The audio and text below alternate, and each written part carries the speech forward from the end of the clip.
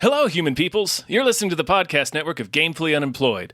To support us and gain access to great exclusive podcasts like Fox Mulder is a Maniac, Tom and Jeff Watch Batman, Star Trek The Next Futurama, and our latest show, Spiel Boys, head over to patreon.com/gamefullyunemployed. We do game streaming, movie nights with our patrons every Friday night, and you can even commission your own podcast about anything you want. Literally anything, within reason, and we have to do it. You are quite frankly out of excuses not to go visit patreon.com/gamefullyunemployed. That's patreon.com/GAMEFULLY unemployed, which is spelled like it sounds.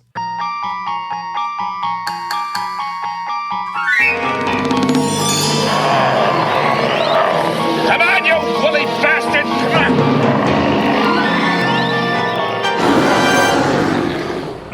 Abominable. Abominable. The abominable peeper. Yeah. It's a pervert.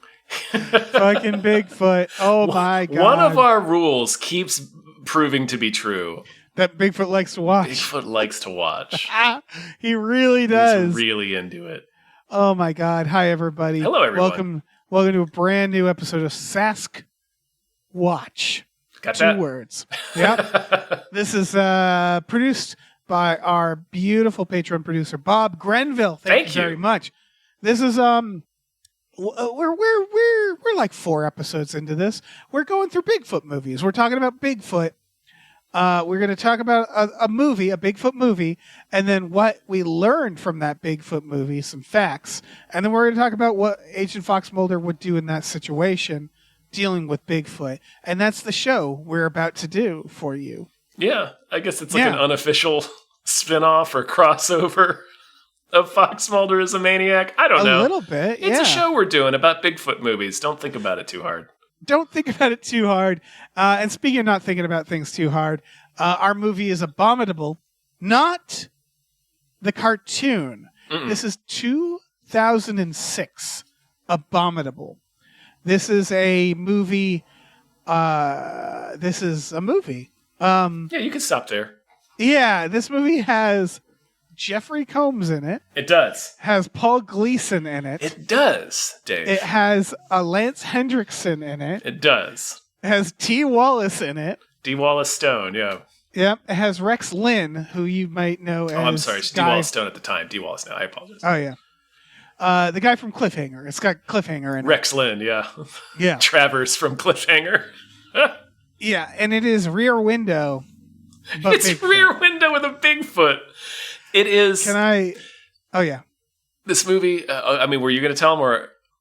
I was just going to tell you the weird thing about this movie, but yeah. I want to get it out before we reveal whatever bombshell that you may be waiting to drop on us. This movie it's Rear Window basically if Jimmy Stewart saw Bigfoot preying on a house full of hot college co-eds. Yes. That's the entire film. They even got a guy who's kind of Jimmy Stewart-ish. A little bit. It's Matt McCoy. Lloyd Braun from Seinfeld, if you're a Seinfeld fan. He's also in Hand That Rocks Cradle, I think, most notably. He gets bitten in half in Deep Star 6. Oh, good for him. He's the cover art of Deep Star 6. That's amazing. This is about a guy who is left in a wheelchair because of a climbing accident that killed his wife. He's brought to a cabin in the woods to get better. The same cabin that he was a cliff. He's brought to the cabin in the woods to do immersion therapy by a ghoul. By a ghoul, a ghoul, Otis, like ghoul, an actual ghoul. Okay. This is a very straight to DVD feeling movie. Like it was shot on film. The cinematographer is the cinematographer for Blair Witch Project. It was shot on film. It's no idea was silly thrown monster out. Movie. They didn't turn down any idea. Yes, it is. It is weirdly toned in that it's very dumb and silly, but not fun. Like it's weirdly serious at the same time.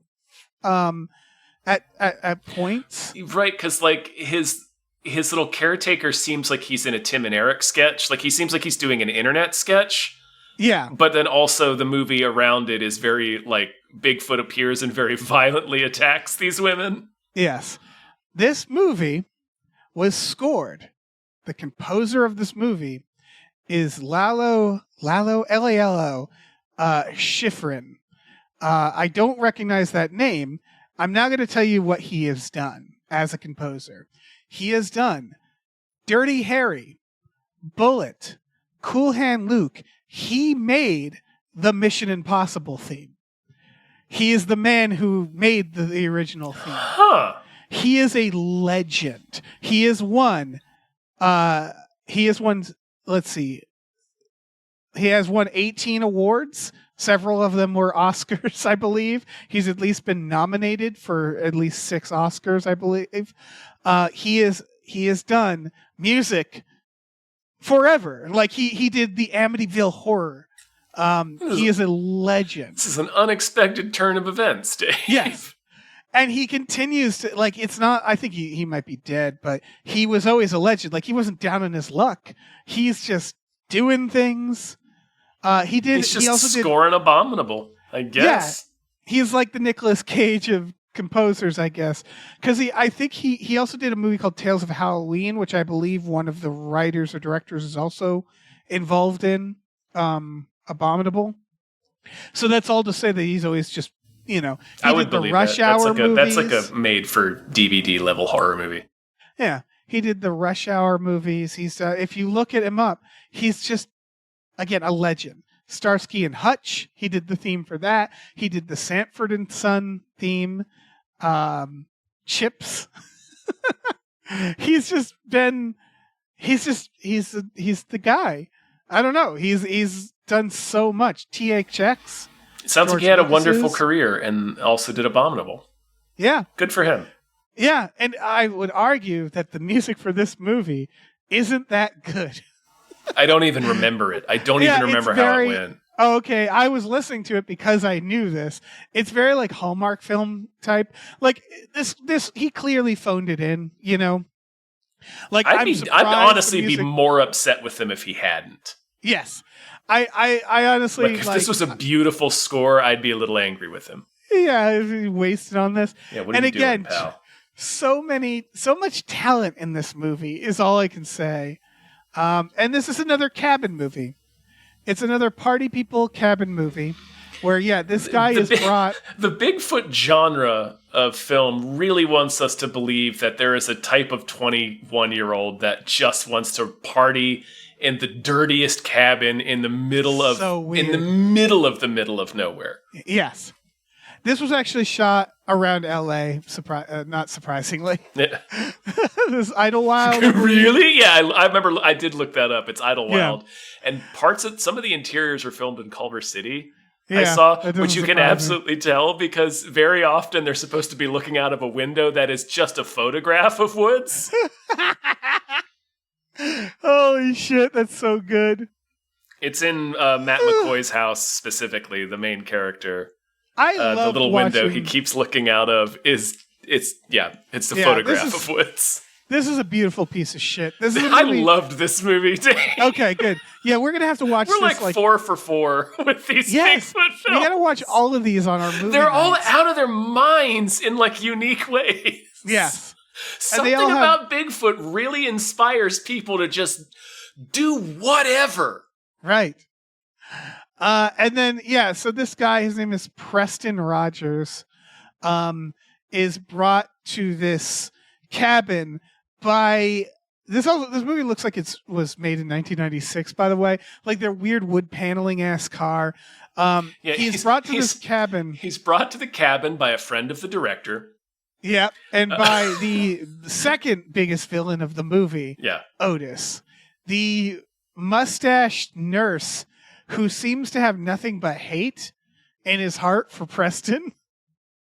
Like, is he working for Preston? If he is, he should be fired. He seems to be his caretaker, operating under orders from Preston's doctor. But he also everything he says seems to be vaguely felonious. Like, he seems like he's pretending to be a caretaker. Like, he's pretending to be a nurse because he's on the run from some bad people in Atlantic City. He looks like he's in disguise. He looks like the fucking Sabotage music video. Yeah. Like he's got like this ridiculous mustache. A lot of people look like they're in disguise. Jeffrey Combs appears to be deep in disguise.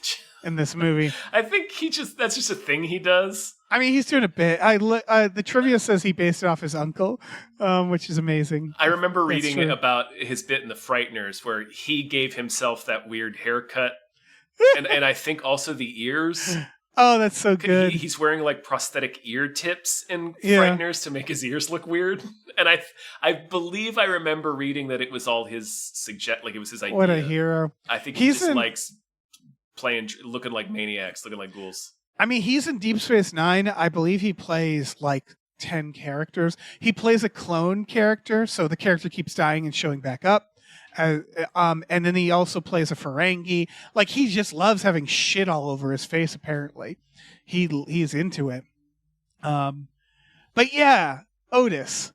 Again, Otis seems to hate Preston. He's treating him like Preston had a mental breakdown. Otis seems to hate humanity.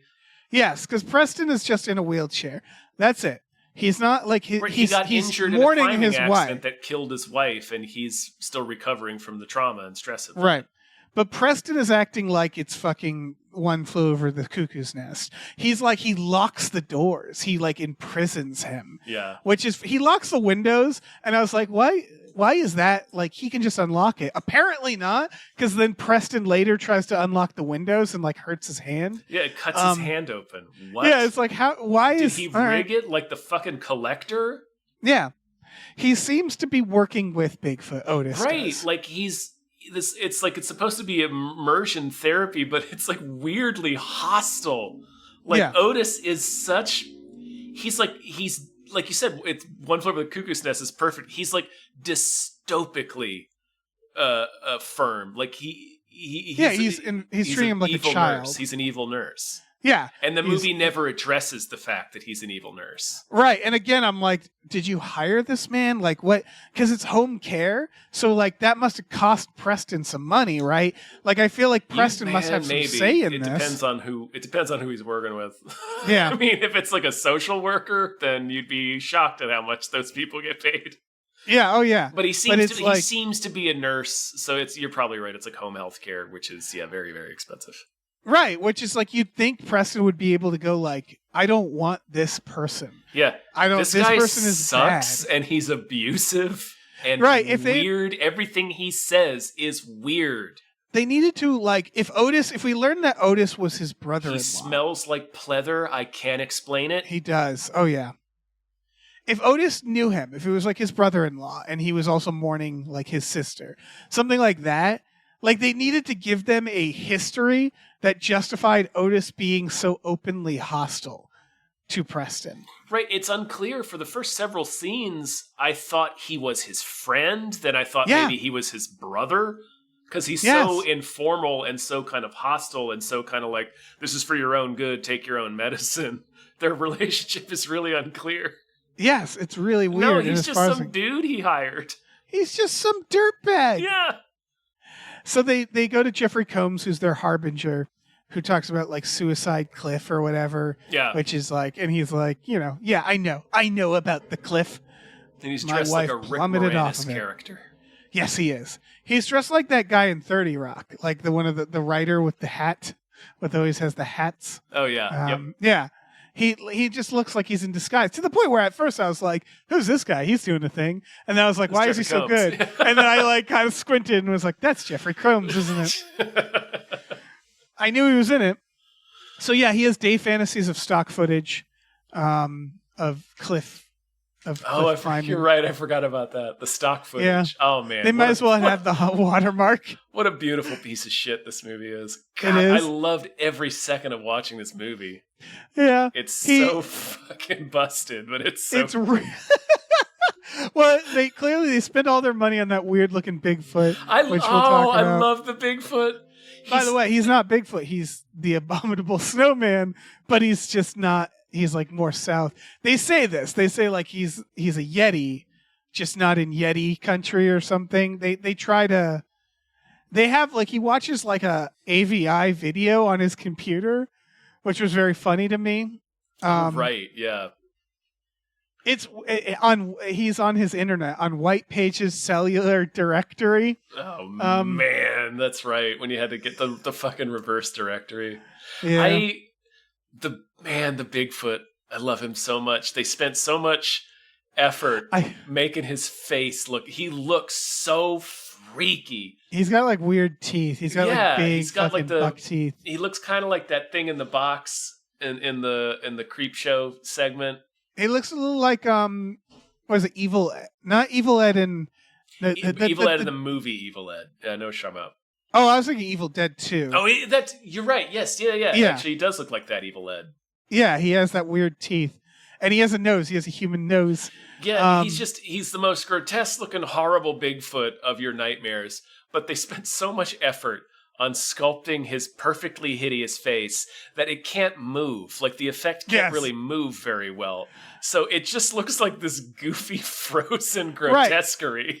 It's terrifying for a different reason. Right. Where it's like, if I saw that outside, I would be terrified. I would assume it's a demon or something. I wouldn't assume it's Bigfoot. I was reminded of, like, in Aliens, like, they made two different versions of the alien costume, right? They made the super detailed ones for all the close-up delicate stuff, and then like the aliens that are getting run over and shot, and the ones that are moving around, those have very, very minimal detail because they're in motion and you don't need to see it. It's all I kept thinking about that with this Bigfoot. It's just they put so much work into making him look ugly that he looks like one of the country bears. He can't move. Like he can't move it around. As soon as you move it, it looks fake. Yes, he's made for wide shots. Exactly. Yeah. By the way, this movie begins with people getting killed in that cabin, which is a pattern, isn't it? We keep having these like Demon Warp has that, right? Yeah. And Exist kind of alludes to that. It does, yeah. It's always like the uncle's cabin where something happened. Well, doesn't allude to it. They go to the uncle's cabin and Exists. Oh, yeah. I'm just saying, like, the prologue, the idea of, like... Oh, right. Yeah, it's always like a cabin. Maybe it's Bigfoot's cabin. It's always a cabin. I've noticed this pattern. It's always a cabin, and the characters are also always assholes who are bad, who are incompetent. And these movies, to a person, hate camping and hate being there? Yeah, it's like... It's for some reason, I don't know. It makes me want to sit down and write a Bigfoot movie. Because, like, is there some sort of snag where they realize at some point that it doesn't work? Fundamentally because of what Bigfoot is. And they write in characters who seem to invite death. That's the best I can, that's the most I can figure out. It's very weird. I don't know. I was getting the impression, from the movies that we've been watching and how off the wall they've been. It's like there are no rules to Bigfoot. He's whatever you want him to be. Right, but it's weird that they keep going back to the cabin. I don't know. Cabin and then people impossibly staying. So what happens this time is Otis basically gets drugged because he's so out of control that our main character has to drug Otis, who's guzzling down, I believe, milk and vodka. Is that what I saw Otis drink? Yeah, he is drinking milk and vodka. And they do a weird, uncomfortable, gross close-up of his mouth as he's drinking milk and vodka. Yeah. And so he's so repellent and so mean, he locks him in the house and then tries to drug him, and he ends up drugging Otis instead. Yeah. And then meanwhile, there's these hot chicks next door who are coming from bachelor party.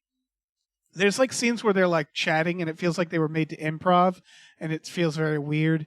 But there's a lot of very awkward standing around and scenes that were not blocked. Yes, it feels very lightly Neil Breen-ish. A little Neil Breen-ish, yeah. Yeah. One of the women is kidnapped by Bigfoot. Straight away, she goes outside to take a phone call. Yep. And then a lot of this movie is... now's my chance. Yeah. And then a lot of this movie from here on is Preston trying like hell to tell these women there's a Bigfoot. He goes, again, he emails the police station really politely. Oh, man. He writes to the Flatwoods Police Department. He really agonizes over his Bigfoot email to the cops, too. I love it. He does. Like, he types and retypes it so many times. Because we're not... Like, they've caught him looking at them. He's been spying on these women all afternoon and evening before knowing there was a Bigfoot. Like, He's directly next door, and he's been watching their house with a pair of binoculars for the past couple of hours. That's not an exaggeration. It's really what he's doing in the movie.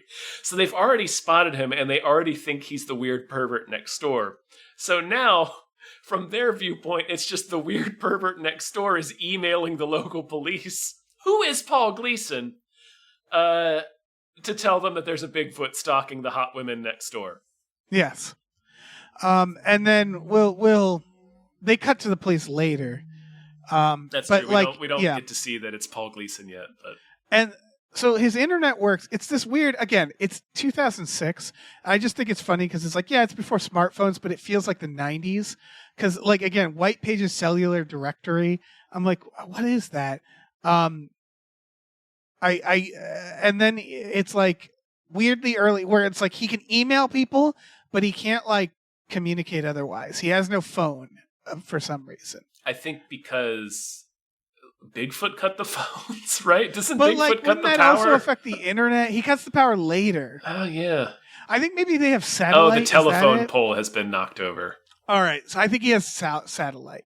It makes as much sense as it needs to. It's just a very weird situation where basically he's in this wheelchair. He's watching.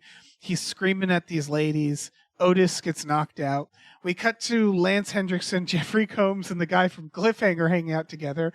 And I was like, there is no amount of money I wouldn't pay to be part of this. Yeah. Just to listen to whatever it is they end up talking about.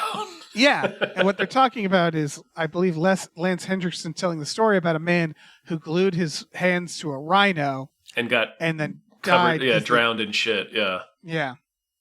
Which was a popular story in the early days of the internet that I have no idea whether or not is actually true. I remember the Darwin Awards, which he references. Again, because this is 2006, so it's like, oh, yeah. They're older than even that, though. They're from the 90s. Oh, yeah. Which, again, dates this movie weirdly. It makes it feel older. Like, I heard the rhino story in the 90s, except when I heard it, it was an elephant. Right. Lance Hendrickson finds a cave. He finds the woman her name is Karen, that they're looking for. Her guts are out. She gets dragged away. And I believe they all just get murdered by Bigfoot. Jeffrey Combs, Cliffhanger. They do. Cliffhanger gets it. Lance Hendrickson gets it. And that's Jeffrey Combs get it. That's it. It's a body count. It was like, let's take them to Griffith Park. We'll pay them like a couple $1,000 for a day. How much? I'm sure they cost more than that. I don't want to undervalue them. But it was clear that they had them for like a day. They went to Griffith Park and they did like a little bit with them. Yeah. And then they are like, we have our, like, it's a good idea, which is like, you have your side character, like to fill out your slasher, you always have those like extra murders, in Jason, it's always like town drunk. Yeah. You said the word slasher though. And it's another thing that's interesting is that with the breadth of Bigfoot, all the lore and stuff all the movies we've watched so far, except, well, not all of them. Pottersville, obviously. But 3 out of 4 have been slasher movies. It's interesting, right? Yeah. We don't trust Bigfoot. Yeah. They find her phone. I remember that, Karen's phone. It's laying right in front of the house. Right. They're just on the porch, like yelling to Karen like she's a cat. Yeah. I did like the shot when Karen disappears first and he sees the phone, and then I think he sees Bigfoot's eyes. He does, yeah. Yeah. Just Bigfoot's lurking. eyes were creepy, yeah. Yeah. The creature is effective in certain shots. It's just not an effect that was designed to be terribly mobile. Yes. In the shot. So it just kind of looks like a statue moving around a lot of the time. They find her phone, they call, and they do the trope, oh, she's not missing for 48 hours, which is very silly in this case. This really like demonstrates why that's not a real thing. Because it's like our friend went missing in the woods, and they're like, "Nah, her phone is laying here on the ground in front of the house. I think she's been abducted." Yeah, you gotta wait in the amount of time it'll take her to die of thirst in the woods. Thank you very much. Yeah, it's just very silly. Then it's a crime. He tries to get their attention, and they don't get it. They're like children. Like they should have made them drunker, I thought, because they're like weird. They're acting like they're drunk, but they're not acting like they're drunk. They're just like, they just sort of go inside and two of them randomly make out at one point. Yeah, and it's like, what's happening? Out of nowhere, and they didn't have a relationship before, and they don't have one afterward. Yeah, did we mention it's a bachelorette party? So they're like, woo, we're going to a cabin with some alcohol and nothing else. And it's like, all right. Like, they're like playing board games. Like, they're not doing shit in that cabin. Yeah, it's they're having the wackest bachelorette party. Yeah. This is when he watches an AVI QuickTime film on his laptop about how it's the abominable snowman. Which I don't know where he got that video. What did he even type in? He got it off LimeWire, apparently. I don't know. How did he search for this? How did he come to find this? I'm so curious. What thought was in his head? Yeah. By the way, Otis has been awake for all of this. This is where he knocks out Otis at this point. Because Otis just doesn't believe him for most of the movie. Right. Then we get, Sheriff Paul Gleason. Really coasting. They get the report that there's a monster, which could be a bear. That's the thing. It could be a bear. It could be an animal. They're in the middle of the woods. It could be several different kinds of animals. Yeah, and his deputy is like, we should check that out. And Paul Gleason says, no, that's a 25-minute ride. And that's his reason why he doesn't want to do it. I think that's very funny. That he's just like, that's almost a half hour. Yeah, look, he's crotchety old Paul Gleason, and it's a Bigfoot call. He's not going out 25 minutes, no Bigfoot call. Also, I must point out his deputy is Phil Morris, who is Jackie Childs from Seinfeld. Oh, that's amazing. Yep. Seinfeld as well. Seinfeld side characters are well represented in this movie. They're all getting together like, oh yeah, you too, huh? Paul Gleason says, I'm going to go give birth to a monster, and goes to the bathroom. Hell yeah, he did. Yeah. It's the most Paul Gleason thing he's ever said. Yeah. So now our main character's alone, trying to he sees the Bigfoot break into their house. Bigfoot grabs them through the fucking, through the floor. One of these women. He pulls another woman through the window. Fucking window and sandwiches her. Yep. He folds her through the window after she does a nude scene. And I was like, what a trooper. Really took a hit for this movie. Yeah, he watches she really believed in Abominable. That actress. He watches this woman take a shower, calls Otis, and he's like, there's a Bigfoot. Look. And it just shows him this nude lady. Otis does a hubba, walks away just in time for her to be folded in half through the window.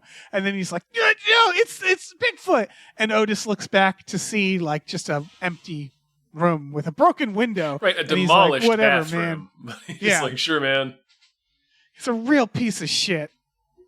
The scene is shocking enough that when her friends walk into the bathroom and a scene or two later, they freak out and immediately are like, someone is attacking us. Right. They start believing it. At this point, Otis is knocked out. He watches basically all the women get murdered, except for one of them gets to his house. Yes. She pepper sprays Bigfoot and gets away. They're trapped together, and that's where he goes, let me tell you how I got in this wheelchair, which is such a weird time to bring it up, but he does anyway. He wants to let them in. He wants to. They needed to pay off his backstory, right? Sure. And then he tells her how scared he is, but he was kept alive for a reason. Sure. Bigfoot cuts the power. I guess. What was his reason? I don't know. That's why I was like, failed to rescue these women from peeping Bigfoot. Thing. I was alive for a reason, and it's like, you're not helping, not really. You've been leering at you were leering at these women for 3 hours before Bigfoot showed up. Right, and spoilers, you're not gonna help that much from here on. This. No, this I don't think he actually does anything. No. Oh no, wait, he does. He hits. Okay, he does do one thing at the end. He does one thing at the end, but so. This is when Bigfoot that's why cuts he the lived, power. Dave. Yeah. They have a funny line where she goes how did he cut the power? And he says, I have no fucking idea. Because they recognize it is funny that Bigfoot cut the power. Only because they've seen aliens before do they recognize why that is funny. Yeah. Because that's what Bill Paxton says. Anyway. they have to escape the house, which doesn't sound like a hard feat, but they use like rappelling, like grappling equipment. To go off the porch. To go 20 feet down from the porch, it's on kind of the small bluff down to the ground below. They go by like inches down this rappelling rope. It takes them so long to go 20 feet. Right. It's like, how fucking hard is it to do this? He is also the first to go, which is very funny to me. He was like, I've been kept alive for a reason. I'm here to protect you. All right, now you wait up here with the Bigfoot. And I'm going to escape. It's the fact that he insists on going first that made it really funny. Yeah. Like, he's like, I'm so scared. I gotta go. Yeah. Then she goes and Bigfoot starts like a fucking Looney Tune, starts pulling her back up. And then we get Otis to the rescue, who axes Bigfoot and then gets his face bitten off completely. Yeah, just bites his face off. Totally off his head. And now I understand why Otis was in this movie. Exactly. It was just like, oh, okay, that was worth it. Yeah, it was pretty sweet. He sees a Bigfoot, he attacks it. Which, honestly, they're trying to give him like a redemption arc, but I'm like, everything you told me about Otis says that he would run the other way. I don't know why he would attack Bigfoot. Yeah, I don't understand why he does what he does, but he did it. I'm glad he did it. Yeah. They get to the ground. The lady sucks at starting a car and driving a car. She immediately wrecks the car. Unlike the other Bigfoot movies where they have to make Bigfoot destroy the car, they make the characters destroy the car themselves. Yeah, which is very bold. It's very Friday the 13th, the game. Yes, it really is. Like she's never driven a car before, apparently. Immediately drives into a tree, and it's like, well, that's one way of disabling it. Bigfoot chased a lot of that knowledge out of her head, I guess. Bigfoot, this is where he hits Bigfoot with the car. He does, yeah. He kills him with a station wagon. Yep, it drives the axe through his body. He dies. Big quotes dies on the car. He may still have died. The ending could be one of two things. Yes, that's true.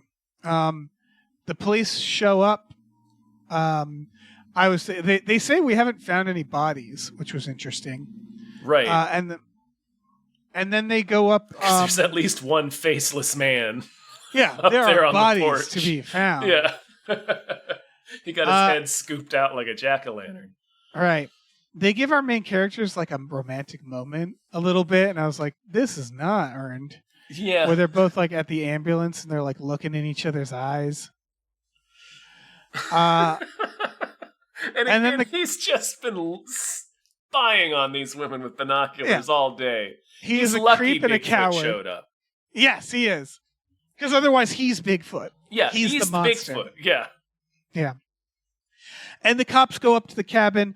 They find the car and they look out into the woods, and then there's like 20 big feet. Yeah. All these eyes glowing in the dark. And it's implied that the big feet are going to just tear the cops apart. Take over America? Yeah. There's like 20 of them in that shot at the end. I like that shot. It's a great last shot. It's not bad. Yeah. It's not it's a good example of like a not great effect being used very well. Yeah. And it is like, where were they? Were they late? Like, what were they doing? Yeah. So the thing I was unclear on was the one Bigfoot really dead? Did he like get up, or did they just collect his body? Oh yeah, I'm not sure. Back like you killed Ted or whatever his name was. Yeah, it could go either way. Yeah, that's all. Yeah, I think that's everything. Did I? No, I think that's it. I think you got everything. Yeah, this is a hell of a movie. It's just incidental Bigfoot. An incidental pervert and an incidental Bigfoot pervert cross paths. What do you think came first? Do you think he said he wanted to make Rear Window, and then they realized, oh, you know what you should do? Put Bigfoot in it? Or do you think he thought, I want to make a Bigfoot movie? What's a weird way to make a Bigfoot movie? Oh, Rear Window. The fellow artist, I recognize a fellow artist, the kinship of creative mind, and I want to believe in the second thing. Yeah. I want to believe it just sort of collided together. I don't know. Like he was watching Rear Window. And it was like Sasquatch. They collided like an incidental pervert and an incidental Bigfoot pervert. Exactly. They happen to have the same object of lust on this lonely Saturday night in the woods. God, what an incredible movie. It's a gorgeous film. Let's talk about what we learned. Should I go through? I have like 50 fucking Bigfoot facts now. From Demon Warp and Abominable and Pottersville. I think did we have any new facts? Because I felt like the main facts to me were just reinforcing things we'd already learned. Like Bigfoot likes to watch, obviously. Yeah, Bigfoot will kill anyone at any time for no reason. That's a big will one. He'll break into your cabin. He knows how to disable. Yeah, let's just go through it. Yeah. Okay. Bigfoot will break into your house at any time. Yeah. True. Bigfoot knows what cars are and knows how to break them. In theory, he could also drive one. He seemed to understand what the station wagon was, and that being behind it wasn't good for him. Yes. He will twist your head clean off. He bit most of Otis's face off. Yeah. And he sandwiched a lady through a window. So I think this falls under that category, yeah. Yeah, I mean, I added stuff about that. Bigfoot doesn't want to eat you. He likes the thrill of killing, which feels relevant in this one, too. Mm-hmm. He seems to be eating parts of them, though. That's true. Bigfoot knows how to defuse a bomb. Bigfoot knows how to be stealthy. Mm-hmm. Bigfoot can be taken down with a few bullets. Sometimes Bigfoots are people who have been turned into Bigfoots by aliens. Could be true. Bigfoot likes to watch. Basically all of them. Even Pottersville, I feel like. A little bit, yeah. Yeah. Bigfoot hates liberated women. From Demon Warp, I would argue, and this. And it's add that. Big underscore here, yeah. Yeah. Underline. Bigfoots are made by aliens. We don't know. But sometimes Bigfoots is Michael Shannon. We don't know for sure. Possibly. Yep. Bigfoot is a cuck, we have written. I mean, I think that applies to them all, yeah. Yep. Let's see. Bigfoot is an alien criminal who's been stranded on Earth for his crimes. That kind of mixes. Bigfoot's is Santa Claus. He brings communities together from Pottersville. I would argue that people strangers get brought together in this one through Bigfoot. Yeah, he's bringing people together. Yeah, again, he's lucky that Bigfoot showed up, because otherwise this is just a story about a creep in a wheelchair next door spying on us. Since 1967, there have been over 3,000 Bigfoot encounters in the U.S. alone. Experts agree that the creatures are only violent if provoked. That's an exists. In this one, they talk about territory or hunger. So, I think that what it really talks about is Bigfoot is an alien or an animal. He doesn't just go around killing. That kind of contradicts our other information about Bigfoot. So we're going to have to work that out.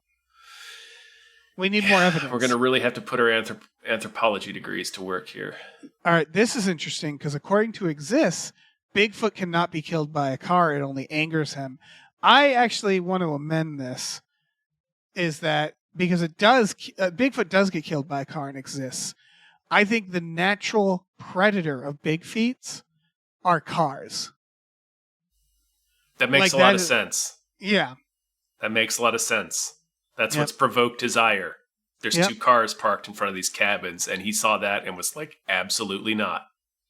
Yep. And I think Bigfoot... One of those hot babes is getting sandwiched through that window. Yep. I think Bigfoot hates cabins. Can be one.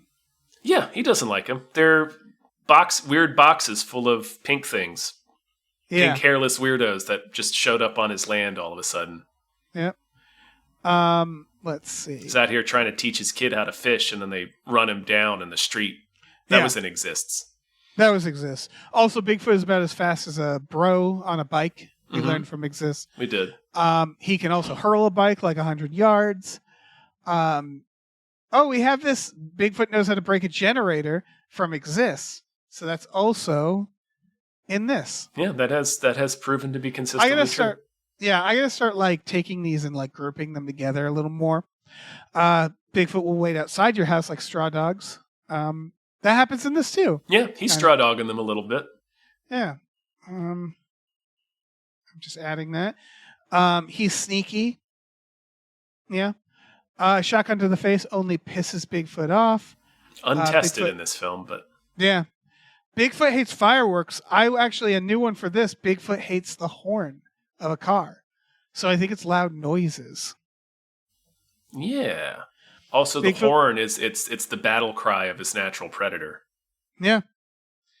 Bigfoot will kidnap you and your family. That's from Exist. That's also in this. It is. I would say, and bring you to his cave. Bigfoot has caves. He does, and they're munchin' caves. They do a little munchin'. They do a little leg breaking. Yep. Maybe even a little turning you into Bigfoots, depending on which variety of Bigfoot, which flavor of Bigfoot you've received in your county. Bigfoot never forgets. I think that's fair to say.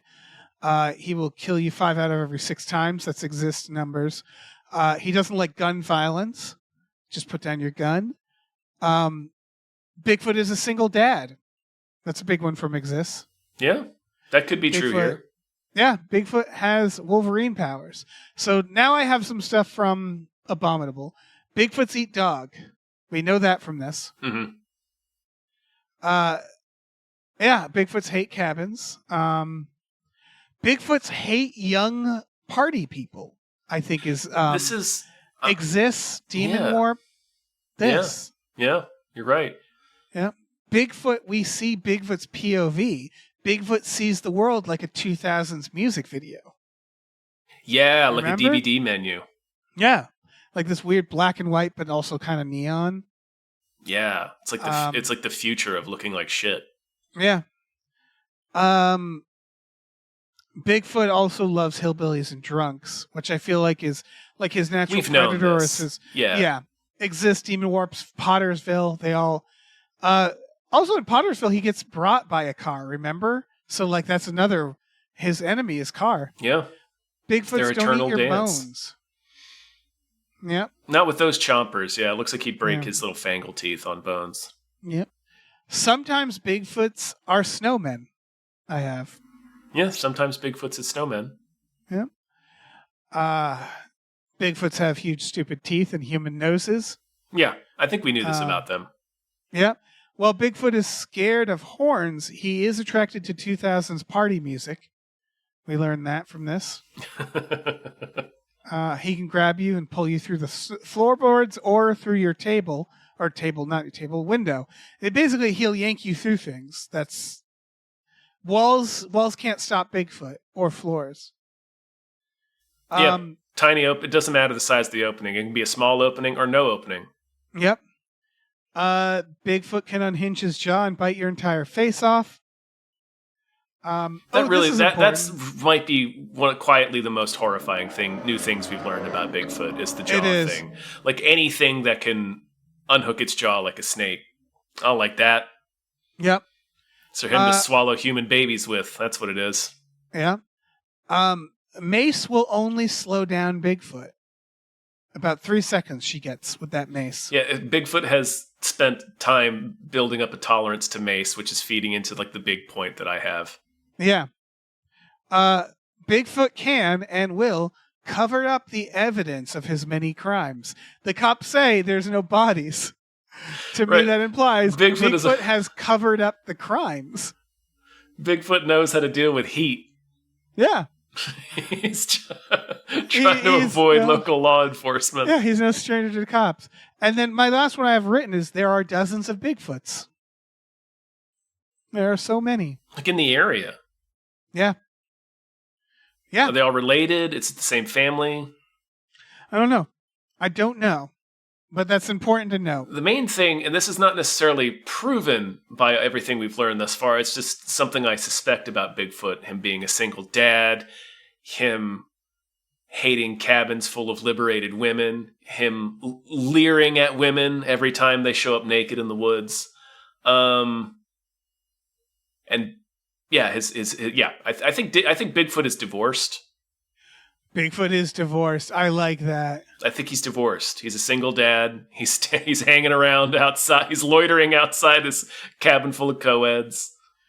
Doesn't like teens partying nearby, but just so happens to show up as soon as everyone's swimsuit comes off.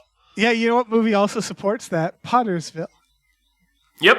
Yeah. So we got 3 movies there. Bigfoot's divorced. Do you have any others? No, that was it. Okay, that's a big one. You covered all the ground with that, puzzle. Yeah.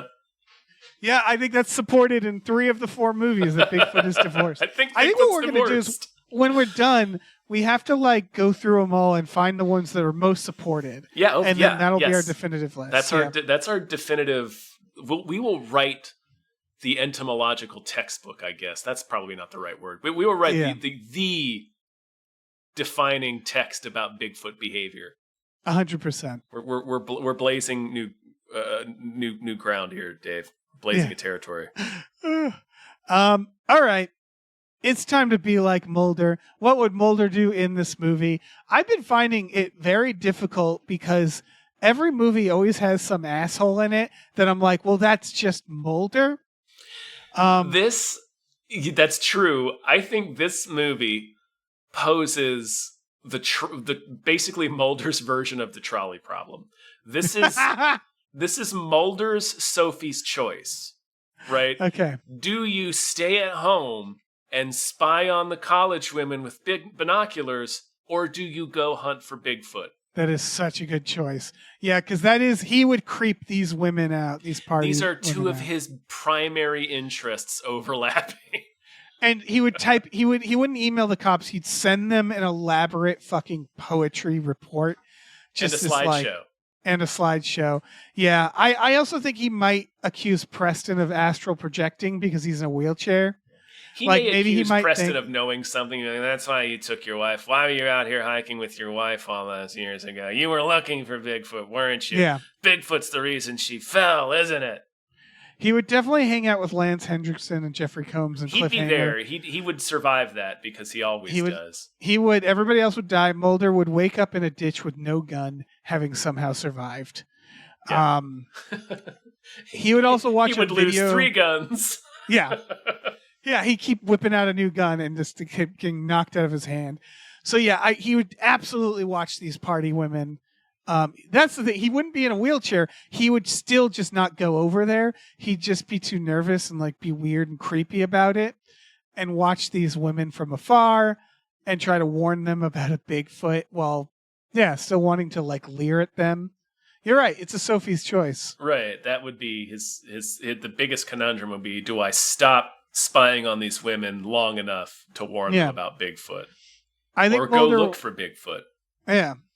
I think Mulder would also absolutely download a video from LimeWire of some guy talking about the abominable snowman and be like, that's it. He's the snowman Scully. I got something you need to think that explains what's been going on here. He'd be showing it around like the drawing of the Jersey Devil. Yeah. Also, like this guy, he'd be wearing a black turtleneck while doing it. Preston is dressed like Mulder. He is dressed the way Mulder would be dressed in this situation. Yep.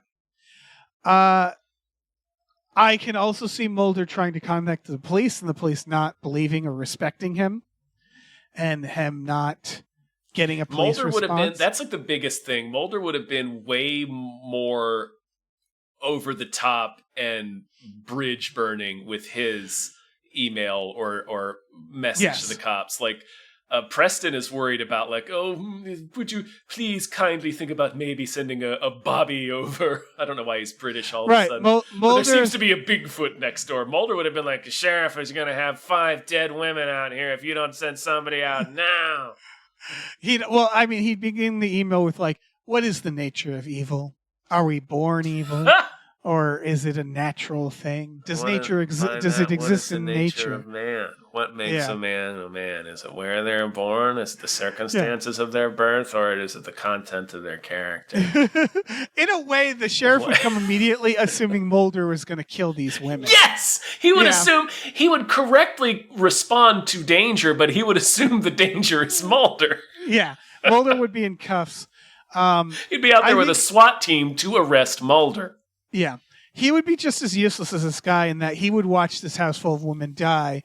The body count would not be any lower. It might actually be higher if Mulder were here. It might be higher. He would also rappel first down the side of the house. He would probably destroy the car somehow. He would do it the same way. First thing. He would do it the same way. Yeah, you're right. I was thinking that, or he'd do it earlier because he's like, no one's leaving until we figure out who's the Bigfoot. Do you think it's like a were Bigfoot? Scully, if we leave now, we're just going to lead Bigfoot back to an even denser population center where he can cause more harm. We got to stop Bigfoot here and now. Yeah, it might be like, and it's really just he doesn't want anyone to leave so he can keep spying on the women. Yeah. I just watched Darkness Falls. It might be like that where he gives the eco-terrorist all their gasoline and lets him leave. And then everybody's like, did you just send the eco-terrorist with all our supplies? He strands them and he's there. like, well, excuse me. Like, he's all defensive about it. Yeah. And like, he even sort of, you can tell he knows he fucked up. Right. Like, it's not objectively a reckless thing to do. Yeah. Like, he tries to defend himself. And then, like, when the guy isn't showing up, Mulder is just like, kind of slowly getting meeker and meeker about what he did. Yeah, he would send the Bigfoot. He'd give Otis. He'd give Otis the car and let Otis leave or something like that. Yeah, he'd give like help. Otis all of their money and credit cards. Yeah. Go find help. Go find help. Otis just drives to Mexico. Yeah. He gives him his shoes for some reason. He was going to go there after this anyway. Like, Otis has the energy of a guy who is on his way to Mexico. Yeah. And it's just doing this thing real quick with this guy in the mountains. Otis is kind of an X-Files dirtbag. Like, I think of Ice, where it's like that weird pilot, and then, of course, Xander Berkeley, where it's like, I can see Otis being in one of these X-Files. Bear's the pilot. Yeah. Yeah.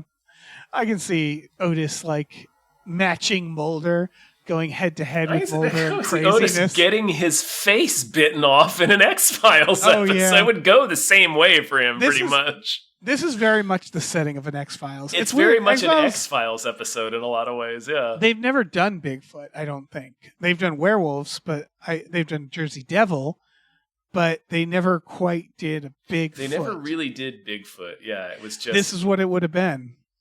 It would have been something close to this, yeah. That's an oversight. We need a Bigfoot episode. It's weird they never pulled the trigger on Bigfoot. Maybe they just felt that was too Loch silly. Ness Monster. They sure did. Yeah. I don't know.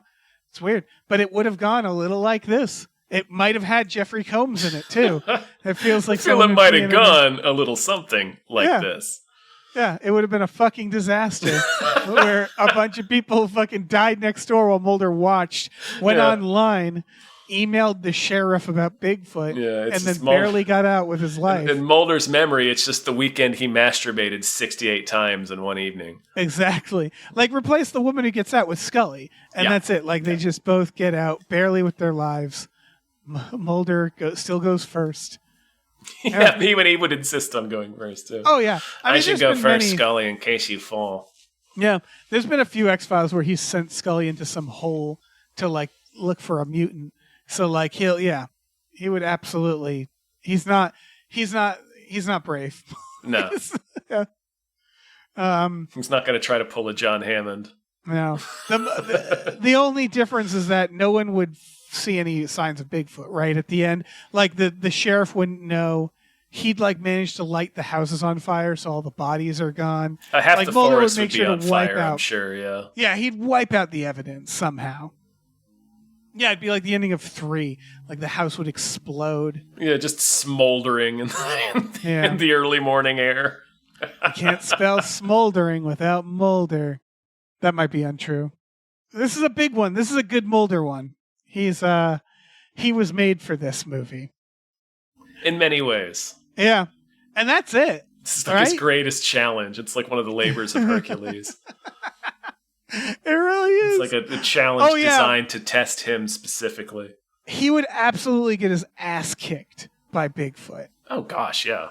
Yeah. That's why they never did it. It's too dangerous. Yeah.